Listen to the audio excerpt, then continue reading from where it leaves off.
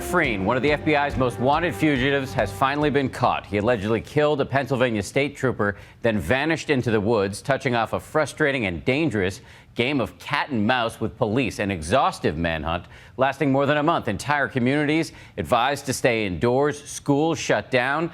And tonight, ABC's Lindsay Janis tells us how police finally got their man.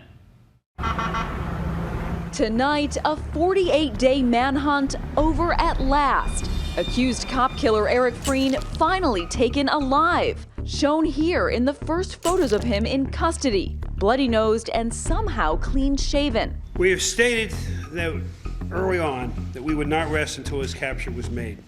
And I am so pleased to be able to say that tonight we have made that major step that has to be taken down the path to justice.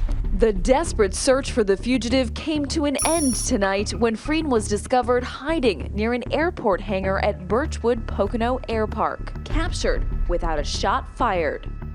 When they approached it, they saw an individual that they thought was Eric Frein, and they ordered him to surrender, to get down on his knees and raise his hands, which is what he did. It is a hard-won victory for Pennsylvania police.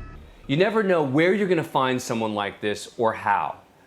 Many were thinking they were going to find him deep in the woods. And there he is, right near an airport, clean-shaven. Maybe that was the disguise. Eric Frein is a self-described survivalist and a war reenactor. It's not Vietnam. We're in the middle of Pennsylvania. We're in a Revolutionary War fort. It's not a place to really try and reenact a battle. He has terrorized northeastern Pennsylvania for over a month, eluding capture somewhere in these dense woods. Communities across the Poconos have been in lockdown, schools closed for days, some towns even canceling Halloween trick-or-treating for fear that the fugitive considered armed and dangerous would surface.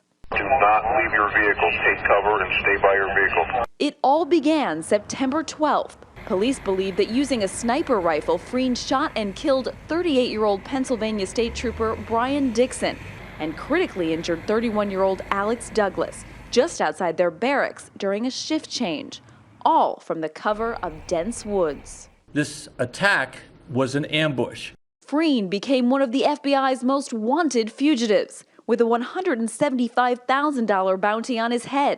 In the event you are listening to this broadcast on a portable radio, while cowering in some cool, damp hiding place, I want you to know one thing. Eric, we are coming for you. It is only a matter of time until we bring you to justice for committing this cowardly act. In the early days, authorities were clear they were going to track him down. But finding Eric Frein proved extremely difficult, a search full of twists and turns and false leads. The first clues: Frein's abandoned Jeep found only 2 miles from where the shooting occurred. Inside, his driver's license, shell casings that match the murder weapon, and camouflage face paint. We believe that Frein has prepared and planned extensively for months or maybe years for this attack and his efforts to avoid apprehension.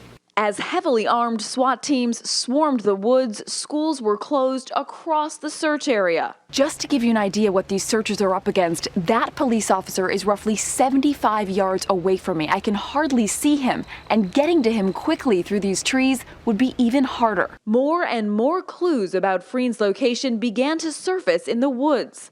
Guns, pipe bombs, and then most chilling, his journal, describing in handwritten detail the moment he allegedly fired those shots. Got a shot around 11 p.m. and took it. He dropped.